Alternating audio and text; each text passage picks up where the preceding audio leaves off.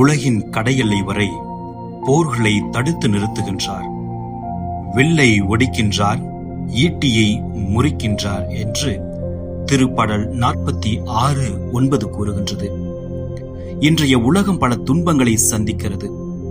போர் மனிதர்களின் இதயங்களை பிளக்கின்றது. வறட்சி நிலத்தை வாடச் செய்கிறது. பசி மற்றும் பட்டினி பல குடும்பங்களின் நம்பிக்கையை குலைக்கிறது. ஆனால் நம் நம்பிக்கை இறைவனில் உள்ளது. ஏனெனில் அமைதியின் இறைவன் மனிதர்களின் கண்ணீரை காண்கின்றார். அன்பு நிறைந்த ஆண்டவரே, இந்த உலகம் இன்று துன்பத்தில் இருக்கிறது. போரால் அழியும் நாடுகளையும், பயத்தில் வாழும் மக்களையும், பசியால் வாடும் குழந்தைகளையும் உம் கரங்களில் ஒப்படைக்கின்றோம். அமைதியின் இறைவனே, மனிதர்களின் இதயங்களை மாற்றும் அருளை தாரும். வெறுப்பு அன்பாக மாறட்டும், போர் அமைதியாக மாறட்டும். வறட்சியில் வாடும் நிலங்களுக்கு மழையை அருளும். பசியால் தவிக்கும் மக்களுக்கு உணவு தந்தருளும்.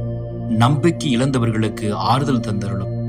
அமைதியை உருவாக்குகிறவர்கள் பாக்கியவான்கள் என்று சொல்லிய உம் வார்த்தையை நினைத்து நாங்கள் அமைதியின் கருவிகளாக வாழ அருள் தாரும்.